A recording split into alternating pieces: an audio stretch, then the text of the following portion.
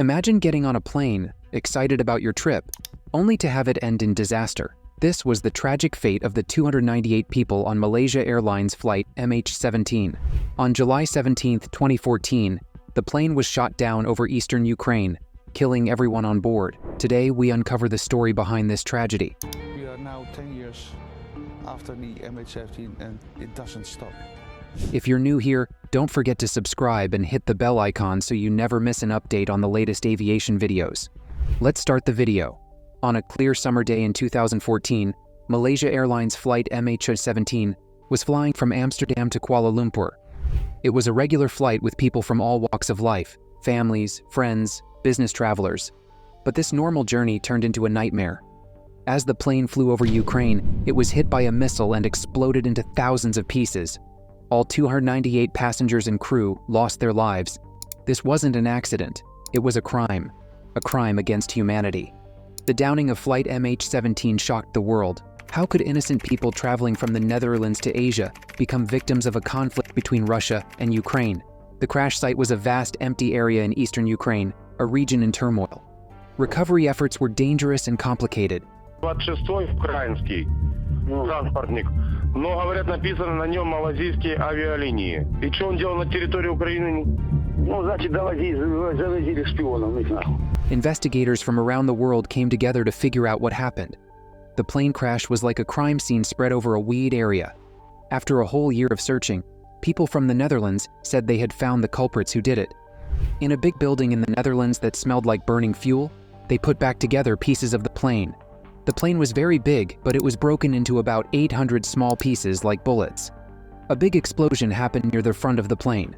The front of the plane was damaged the most, with over 100 holes. The plane kept flying for a short time after that. The people inside were hurt by the sudden change in air pressure and very cold wind. One person was found wearing a mask to help them breathe. On July 17, 2014, a woman named Samira took her two sons, Shaka and Miguel, to the airport. The younger boy was scared to fly. She said everything would be okay, but she didn't know what would happen. I told him, Miguel, come on, you've been on flights many times. You are with Shaka. Everything is going just to be fine. He said, you promise me? I said, I promise everything will be okay. The boys were going to see their grandma, and Samira would come back the next day. She felt bad because she couldn't say goodbye to her youngest son. Many Dutch people were on the plane. The whole country was very sad. People made special places in their homes to remember those who died. The plane was flying over a place where there was a conflict. Russia had taken over part of Ukraine, and there were fights happening. Despite the shoot-down of 2 Ukrainian military planes days earlier, 160 airliners flew over Ukraine on the day Flight 17 was shot down. At 33,000 feet, it was only visible on radar until it fell through the clouds over 20 square miles. Andy Koch, lead investigator for the Netherlands, emphasized the priority was recovering the casualties so families could mourn. It was hard work. Many people were sad because they knew someone who died. Despite Russia's lack of cooperation, 350 investigators from 5 countries spent almost 6 years compiling evidence. One breakthrough came from Bellingcat, a UK-based group of online investigators led by Elliot Higgins. They used crowdsourced images and geolocation techniques to track an anti-aircraft system to the Russian 53rd Air Defense Brigade. This evidence, along with intercepted phone calls and forensic analysis of bullet fragments, built a strong case. Kursk is in Russia, and the 53rd Brigade is a Russian military unit. Yes, and it was probably very likely crewed by Russian crew. A rebel commander even admitted to shooting down a plane before realizing the mistake. Dutch prosecutors charged 3 Russians and a Ukrainian with 298 counts of murder. The accused include Sergei Dubinsky, head of intelligence for the pro-Russian rebels, Oleg Pulatov, Leonid Karchenko, and Igor Girkin, a retired Russian intelligence colonel. Despite denials from Girkin and uncooperative Russian authorities, the evidence was damning. The trial, beginning on March 9th, will be heard by 3 Dutch judges. While the families of the people who died can talk at the trial, families have the right to speak in court.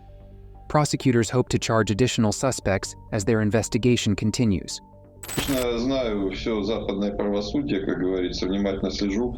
Его лицемерие, оно может быть, выглядит намного более респектабельно, чем лицемерие российского правосудия, но на самом деле не сильно отличается. Russia has offered numerous alternative theories, but none have withstood the evidence presented by Malaysia Flight 17.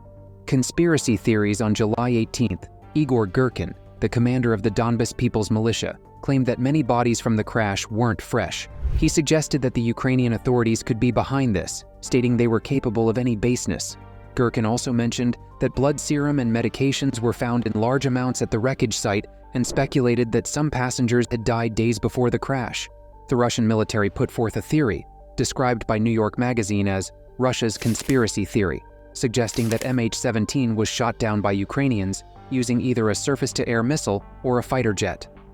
On July 21, 2014, the Russian Ministry of Defense, MOD, held a press conference, claiming satellite photos showed the Ukrainian army moved a Buksam battery near the rebel-controlled area on July 17th, hours before the crash, and moved it away again by July 18th. The MOD also claimed a Ukrainian Su-25 aircraft was detected close to the crash site. However, in 2015, Bellingcat used satellite photos from the same area and time, and demonstrated that the MOD had used older photos and manipulated the presentation to make it seem like a Ukrainian Buk launcher was removed after the attack. The Dutch Safety Board's report ruled out an air-to-air missile strike. The Russian TV network RT suggested the airliner might have been shot down by Ukraine in a failed assassination attempt on Vladimir Putin, organized by Ukraine's Western backers. This theory was quickly dismissed since Putin's flight route was far north of Ukraine. In 2017, Dutch newspaper NRC Handelsblad reported on false stories about the MH17 crash, supported by Christian Democratic Appeal politician Peter Omtzigt. He introduced a Ukrainian asylum seeker as an eyewitness during a public expert debate. This man did not witness the crash and repeated the Russian-promoted version that Ukrainian jets downed the Boeing. Beyond the cold facts and figures, this tragedy was a human catastrophe. Each of the 298 victims had a story, a family, dreams. Their lives were cut short in a senseless act of violence. Imagine the pain of losing a loved one in such a horrific way. The families of the victims have endured unimaginable suffering. Their search for justice has been a long and challenging journey. The story of flight, MH17, is a reminder of the consequences of conflict. It's a story of loss, grief, and the persistent search for justice. We cannot bring back those who were lost, but we can honor their memory by demanding accountability. Share this story. Raise awareness. Let's not forget the victims of Flight MH17. Their legacy deserves to be remembered. Make sure to hit the like button and subscribe to our channel for more aviation stories and updates. Thanks for watching, and we'll see you in the next video.